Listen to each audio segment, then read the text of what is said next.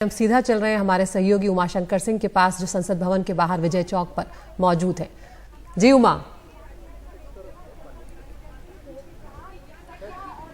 शुक्रिया अदिति। तो ये वाकई में एक ऐतिहासिक जो लम्हा है वो है, क्योंकि विपक्ष और पक्ष जिस तरीके से मिलकर उन्होंने लोकसभा में महिला आरक्षण बिल को पास किया और आज बारी राज्यसभा की है, और उसी तरीके का एक समन्वय जो है वो देखने को मिलने की उम्मीद है। एक बड़ी बात यह है कि विपक्ष ने अपनी बात भी की, चाहे वो ओबीसी कोटा की बात हो या अगर बात करें कि परिसीमन और इसको सेंसस से क्यों जोड़ा गया, इस पे सवाल जो उठाए, तो विपक्ष ने भी अपनी पूरी बात रखी और उसके बाद एक होकर वोट भी किया, सिवाय 2 सांसदों के। तो इस मुद्दे पर चर्चा के लिए हमारे साथ अभी मौजूद हैं कांग्रेस के स्पोक्स पर्सन अभिषेक अभिजीत, और आप हमारे साथ मौजूद हैं। हमारे साथ बीजेपी के जो स्पोक्स पर्सन हैं वो अभी पहुंचने वाले हैं, उनको शायद थोड़ी सी देर हो गई है।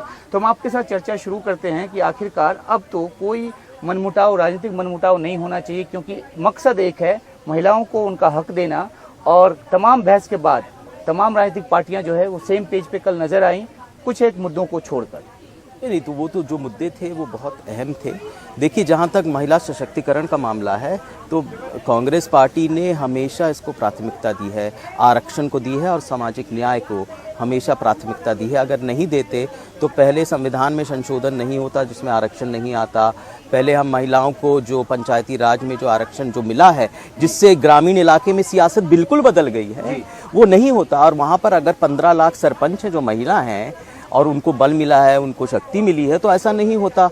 तो हम हमेशा देते आए हैं, लेकिन हम ये कह रहे हैं कि आपने, इसलिए मैं खुल के मुबारकबाद नहीं देना चाहता, अभी नहीं दे सकता। हाँ, बिल्कुल ये ऐतिहासिक दिन था कल, मैं जानता हूँ मुबारकबाद के ये काबिल दिन था, लेकिन खुलकर नहीं दूंगा। वो उस दिन दूंगा जब ये लागू होगा, और ये हम जानते नहीं हैं, क्योंकि बहुत सारी अड़चने हैं, बहुत सारी बाधाएं हैं। आपने इसको जोड़ दिया, जैसे आपने कहा कि आपको जोड़ दिया है यहाँ पर परिसीमन से, इसको जोड़ दिया है जनगणना से, और जनगणना आपने कराई नहीं अभी तक, कब कराएंगे ये समझ नहीं आ रहा। लेकिन इन सवालों का जवाब जो है कल देने की कोशिश हुई सरकार की तरफ से। गृह मंत्री अमित शाह ने भी बोला और उसके अलावा अर्जुन मेघवाल ने भी बोला। उन्होंने ये कहा कि जो प्रक्रिया है उसी के तहत आगे बढ़ रहे हैं, और अगर ऐसा ना हो, संवैधानिक तरीके से आगे ना बढ़े, तो हो सकता है कि ये स्ट्राइक डाउन हो जाए, कोई कोर्ट पहुंच जाए पीआईएल लेकर।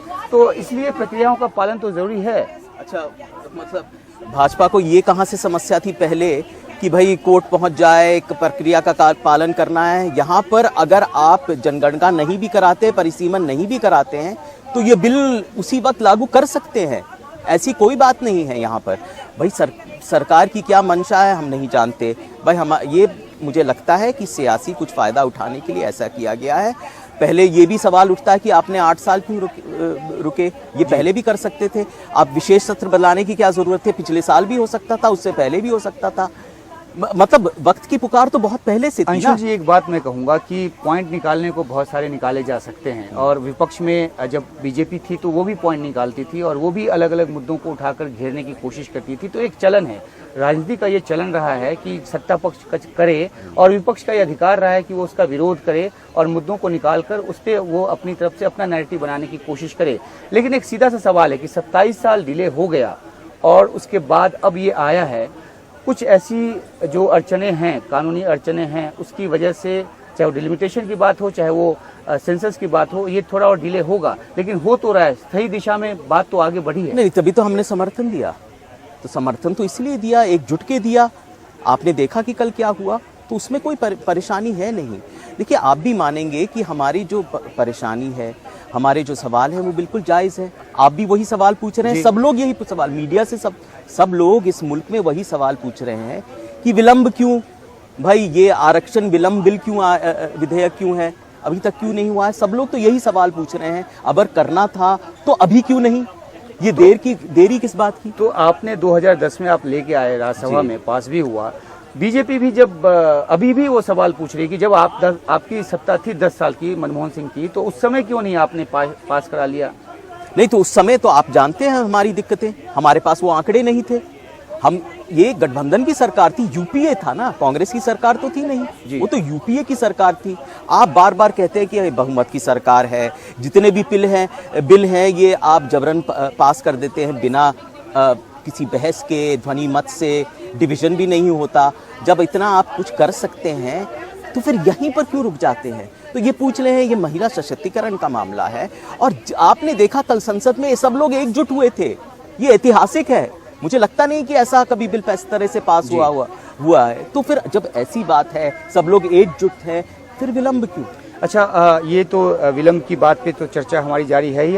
हम एक बात आपसे जानना चाहते हैं कि महिलाओं को आरक्षण तो मिल जाएगा इस बिल के पास होने के बाद और राज्यसभा से पास होने के बाद, राष्ट्रपति की मंजूरी मिलने के बाद, लेकिन बड़ा सवाल ये है कि जो ज़मीन से महिलाएं जो उठकर संसद तक आएंगी, उनके सबलीकरण की बात है।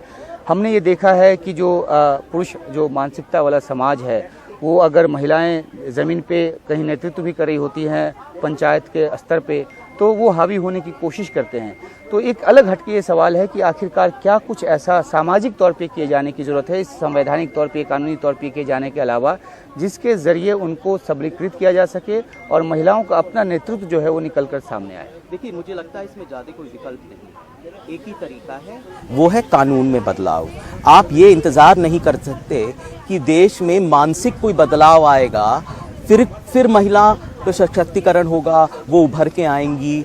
भाई, आरक्षण तो हमने फिर इसीलिए किया ना कि हम इंतज़ार नहीं कर सकते कि मानसिक बदलाव समाज में आए, समाज जागरूक हो जाए, तभी भेदभाव है ये खत्म हो। हम इंतजार नहीं कर सकते, बिल्कुल इंतजार नहीं कर सकते। और ये कानून बस कानून ही ला सकता है ये, क्योंकि कानूनी बिल्कुल उसी वक्त नुमाइंदगी देता है, रिप्रेजेंटेशन उसी वक्त देता है। फिर आपको इंतजार नहीं करना पड़ेगा, आपको ये नहीं कहना पड़ेगा कि नहीं पार्टी क्यों नहीं टिकट दे रही है। अरे जब ये अनिवार्य हो जाता है तो पार्टी को देना पड़ेगा। ये अभी बहस है ना कि पार्टी क्यों नहीं दे रही थी, पहले अगर देती तो ये हमें बिल लाने की जरूरत नहीं थी। नहीं, ये बहस गलत है। देंगी नहीं देंगी, वो जो अनुसूचित जाति है, जनजाति है, उनको मिले ना मिले, ये पार्टी पर निर्भर नहीं हो सकता। ये कानून होना चाहिए। और इसीलिए हम आरक्षण लोकल बॉडीज में भी लेके आए थे राजीव गांधी के समय। मत भूलिएगा कि सबसे पहले हमने वो किया था, जिससे बदल गया, जिससे समाज बदल गया एक तरह से। अच्छा, जिस तरह से आप लोग आरोप लगा रहे हैं बीजेपी पर कि ये जो है, ये जयराम रमेश ने भी ट्वीट किया, उन्होंने ये कहा कि ये सिर्फ एक हेडलाइन मैनेजमेंट के लिए है या खबर बनाने, सुर्खियां बटोरने के लिए है। बीजेपी की तरफ से भी इस तरह के आरोप लगाए जा रहे हैं कि आप लोग जो विरोध कर रहे हैं वो सिर्फ इसलिए क्योंकि आपको क्रेडिट नहीं मिल रहा। आपको लगता है कि सारा क्रेडिट बीजेपी ले जा रही है और महिलाओं की जो वोटिंग होगी उसका फायदा बीजेपी को मिलेगा। इसका एक पृष्ठभूमि आपको दूं कि जिस तरह से आप लोगों ने उत्तर प्रदेश में चुनाव लड़ा, लड़की हूँ लड़ सकती हूँ जैसा नारा दिया, और महिलाओं के लिए बहुत सारी जो मुफ्त की जो सुविधाएं हैं वो भी देने की बात की, बावजूद इसके आपको वहाँ पे कामयाबी नहीं मिली। तो कहीं ना कहीं कांग्रेस को क्या इस बात का डर है कि जो महिला वोटों का जो बड़ा हिस्सा है वो बीजेपी की तरफ और ज़्यादा न चला जाए, और इस वजह से आप लोग इस तरह के मुद्दे उठा रहे हैं? अच्छा, वो आपने यूपी का जिक्र किया, क्योंकि जो यूपी में हुआ वो बिल्कुल ऐतिहासिक था। ऐसा कभी किसी भी राष्ट्रीय दल, किसी भी सियासी दल में नहीं हुआ कि 40% सीट हमने सुनिश्चित की जो महिलाओं को दी जाएंगी। वो हमने किया, वो हमने कदम उठाए। तो हम बिल्कुल प्रतिबद्ध हैं एक तरह से महिला सशक्तिकरण के लिए। देखिए, ये जो सवाल आप कह रहे हैं ना, जो कांग्रेस करती है, ये सिर्फ कांग्रेस नहीं पूछ रही, मीडिया के बंधु भी पूछ रहे हैं, सब लोग, आम जनता, आवाम भी पूछ रही है, भाई अभी क्यों नहीं लागू किया गया। बहुत सारे कल दोस्तों ने मुझे फोन किया और कहा वो उनको सियासत से कोई मतलब नहीं, कि भाई अभी कर तो दिया, लेकिन ये होगा कब, मुबारकबाद हम पूरी तरह तब देंगे। तो ये हम ही नहीं, आप मत समझिए कि जब सरकार का एक विरोध होता है, जब कोई मुखालिफत करते हैं तो सिर्फ कांग्रेस करती है, उसमें और लोग भी। अब बेरोजगारी है तो सिर्फ मुद्दा कांग्रेस उठाएगी, जो बेरोजगार है वो नहीं उठाएंगे। अगर मुफलिसी है, अगर महंगाई है तो सिर्फ कांग्रेस ही उठाएगी, और फिर सरकार कहेगी नहीं नहीं नहीं, हमारा पीछा क्यों कर रहे हैं, ये तो हर बात पे कहते हैं कि तुम क्या हो। ये ऐसा नहीं होता है, सब लोग उठा रहे हैं, ये तो आम मुद्दा है।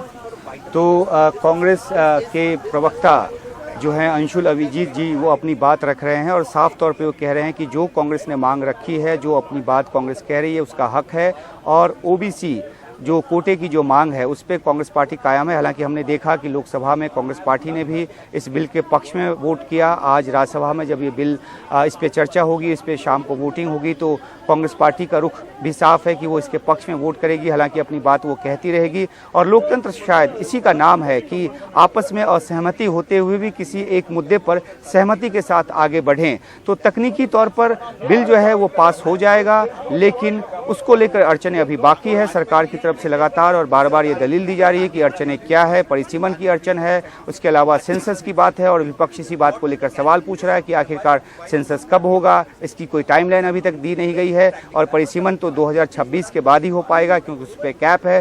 तो कुल मिलाकर अभी थाली में आधी बात तो आ गई, लेकिन पूरी थाली महिलाओं को तब मिलेगी जब इसका इम्प्लीमेंटेशन होगा और उसमें अभी कई साल का वक्त लग सकता है।